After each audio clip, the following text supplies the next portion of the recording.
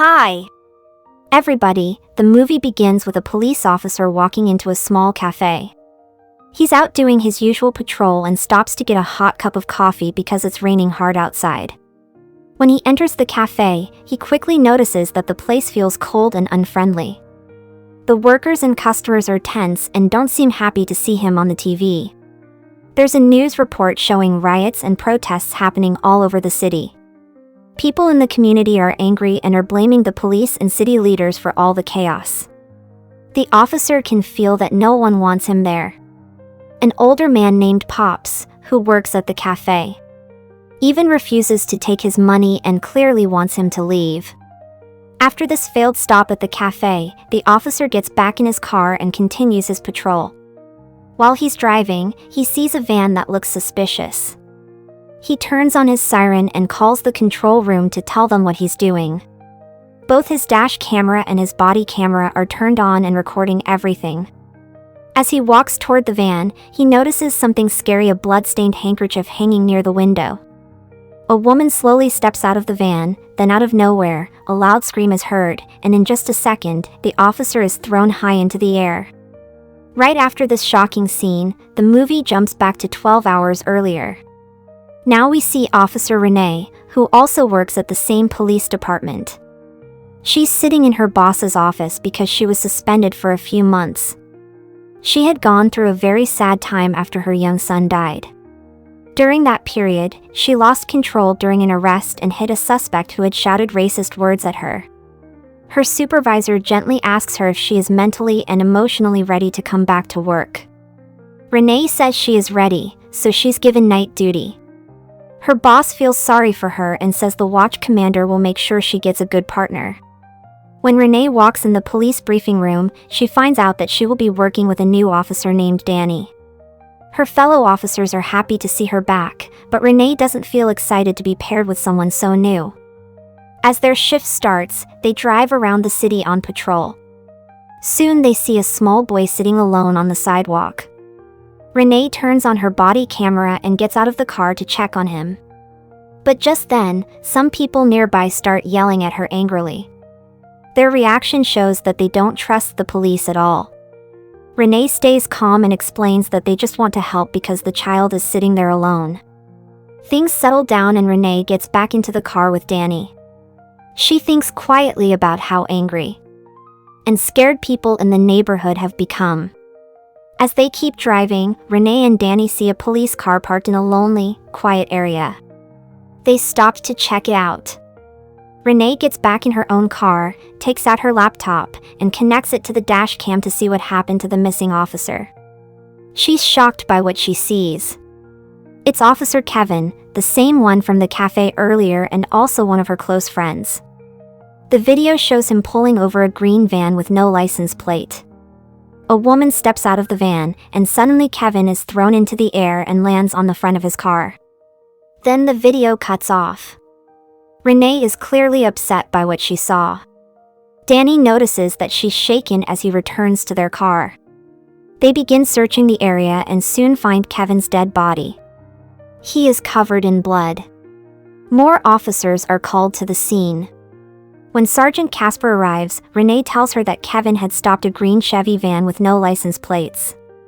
She says she saw the whole thing on the dash cam video. But Sergeant Casper says there was no video found at all. The dash cam and body camera were completely destroyed and didn't have any footage. The tech team says the same thing. Even though Renee insists she saw it and clearly remembers the woman in the green jacket, no one believes her. Later that day, Renee goes home earlier than expected. And her husband is surprised to see her. She tells him something terrible happened to Kevin, and that she's gonna figure out what really happened. That night, Renee has a frightening dream about her son drowning, mixed with images from the dashcam footage she saw. As she remembers the video, she notices that the woman who attacked Kevin had a cross symbol on her clothes. Then, while watching old home videos of her son, she sees the same cross symbol. It's the logo of the hospital where her son was born. Renee starts to feel suspicious and decides she needs to look into it more. She tells Danny what she found. and they visit a place that is connected to the hospital and the woman in the green coat. Sergeant Casper is told again that Kevin had stopped a green Chevy van without plates. More officers are sent to find it. 2 of them come across the van and decide to surround it. They call the control room and slowly move in. They see the woman in the green hooded coat. They pull out their guns and tell her to show what she's holding. Suddenly, one of the officers fires his weapon. In that moment, a dark, shadowy figure suddenly appears and starts attacking. It kills both officers and everyone else nearby. At the same time, Renee gets a message about the incident and quickly leaves with Danny to check out a nearby store where the van has been seen. They first look at the van, then go inside the store, but when they enter, they find everyone inside is already dead. Renee tries to find security footage to understand what happened, but by the time Danny arrives, the footage is mysteriously gone. Even when the tech team looks into it later, there's no sign that any video was ever there. Renee is questioned by investigators about what she saw. She explains that the van has been missing for months and is registered to a local church. She also says that the men who were found dead are the ones who attacked Kevin while trying to rob the van. However, Renee privately tells Danny that she doesn't believe these men were really Kevin's killers. She knows no one will believe her, so she secretly takes one of the robbers' phones because it looks like he was recording the robbery. Danny doesn't like that she's hiding the phone and warns her that she's getting too caught up in this. Maybe because of her grief over losing her son. He tells her she needs to let it go and stop chasing ghosts. Renee ignores him and walks away. The next day, Renee goes to the morgue. Using her connections, she's able to see the bodies of the dead men. The technician tells her he's seen many badly damaged bodies, but nothing like these. Renee asks to be left alone with the bodies. She manages to unlock the phone using one of the dead man's fingerprints and looks through it. She finds a video, but it's confusing. However, she catches a quick glimpse of the same shadowy figure she saw earlier.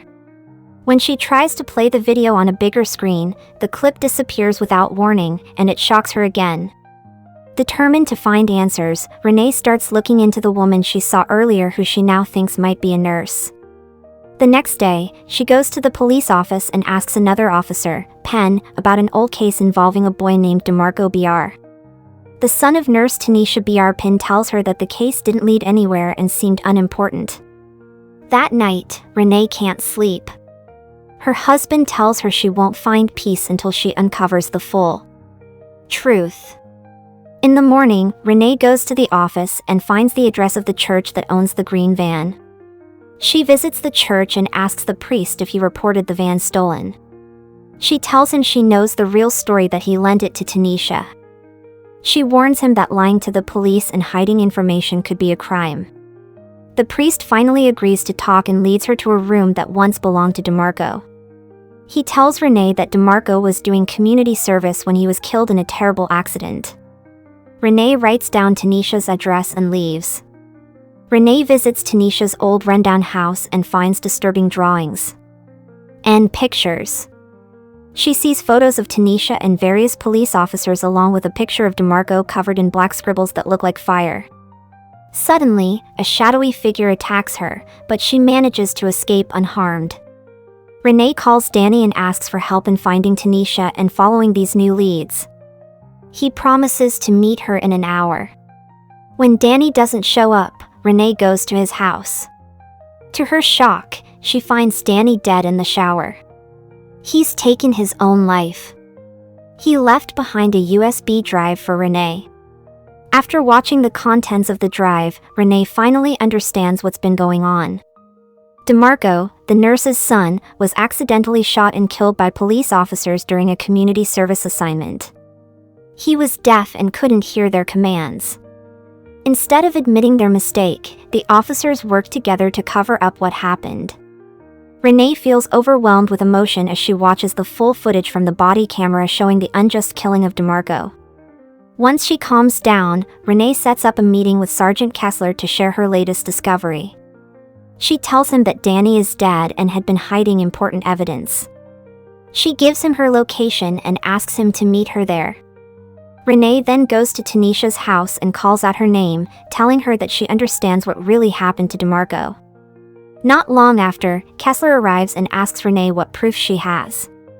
She tells him she has a body cam recording of DeMarco's death, explaining that this is the event that started all the protests and violence across the city. But Kessler isn't alone. He has brought other officers who were part of the cover-up. Renee realizes too late that he's involved as well. Kessler confirms her suspicion when he grabs her and forces her into a warehouse. Inside, he threatens her, saying that the footage could ruin the department's reputation even more. He demands to know where Danny hid the copy of the video. Renee tells him Danny is gone and that she has the video now. Kessler immediately pulls out his gun and shoots at her. Luckily, before he can hurt her, Tanisha appears, and with her comes the eerie, shadowy figure. Everyone in the warehouse is filled with panic as Kessler tries to hide his face. The dark figure comes back and kills him. Tanisha tells Renee that the shadowy creature is DeMarco himself. She says she no longer has control over him and must leave. Meanwhile, Pendleton runs in fear but is eventually caught. This time, Renee can clearly see the mysterious figure. Emergency responders arrive at the scene and Kessler's body is taken to the hospital. The movie ends with a voiceover telling us that Kessler was deeply involved in the department's corruption and played a major role in the conspiracy to kill DeMarco and cover up the truth. Like and subscribe for more interesting movie like this. Turn on notifications and leave a like to help the channel out. Thank you for watching.